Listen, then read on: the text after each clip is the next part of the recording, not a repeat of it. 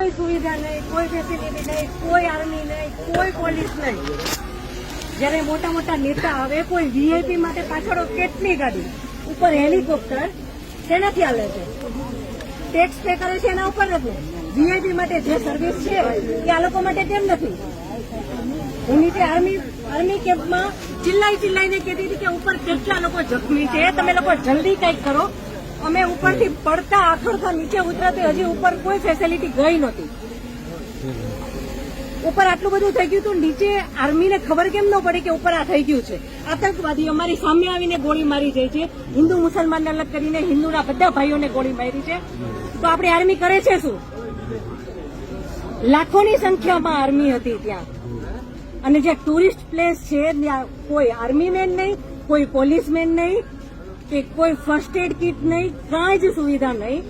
એમાંથી એક army main એવું કહે છે કે તમે લોકો ઉપર ફરવા શું કામ જાઓ છો? હવે તમે મને એ વાતનો જવાબ દો, જો આ રીતનું હતું તો તમે અમને જવાબ શું કામ દો છો? નહીં, હવે મારા ઘરનો સ્તંભ વયો ગયો છે, હવે તમે મને પાછો આપો, મારે બીજું કઈ ન જોઈએ। આજ પછી કોઈ દિવસ કોઈ વોટ જ નહીં કરતા। જો આપણી ગવર્મેન્ટને પોતાની જ સુવિધા રાખવી છે, તમારા પાછળ કેટલા વીઆઈપી હોય છે, કેટલી ગાડીઓ હોય છે, તમારો જીવ છે, આ ટેક્સ પે કરે છે એનો જીવ નથી? આ છોકરાઓનું શું, આનું ભવિષ્ય શું? આને ડોક્ટર બનાવી છે, આને એન્જિનિયર બનાવો છો, હું કઈ રીતે બનાવીશ? નહીં, મને ન્યાય જોઈએ, મારા છોકરાનું ફ્યુચર ખરાબ ન થવું જોઈએ। આટલા વર્ષની સર્વિસમાં એને ટેક્સ તમે કટ કરીને તમે સેલરી આપો છો ને, અને ઉપર જતા અમે કઈ પણ વસ્તુ ખરીદીએ છીએ, ક્યાંય જઈએ છીએ, ફરીથી ટેક્સ, ટોલ ટેક્સ, બધા ટેક્સ તમે અમારી પાસેથી લ્યો છો। તો મારા ઘરવાળાને જયારે જરૂર હતી ત્યારે કોઈ ફેસિલિટી નથી મળી, મને એનો ન્યાય જોઈએ। તમે લોકો અહીંયા જ રહ્યો, તમે કહો મને કે તમે શું કરશો એના માટે।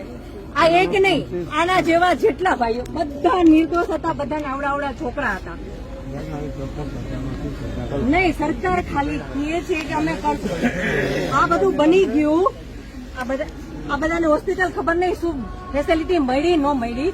બીજે દિવસે આટલો કરફ્યુ, આટલી રોડ બંધ, રોડ ઉપર 100-200 જ્યાં જોઈને ઢગલા। નહીં સર, નહીં, સાંભળો, તમારે સાંભળવું પડશે। જયારે બધું પતી જાય પછી આપણી ગવર્મેન્ટ આવીને ફોટા પાડે છે કે અમે આર્મી ઓફિસર અહીંયા હતા, પોલીસ અહીંયા હતા, નેતા આવ્યા છે, પછી શું કામનું?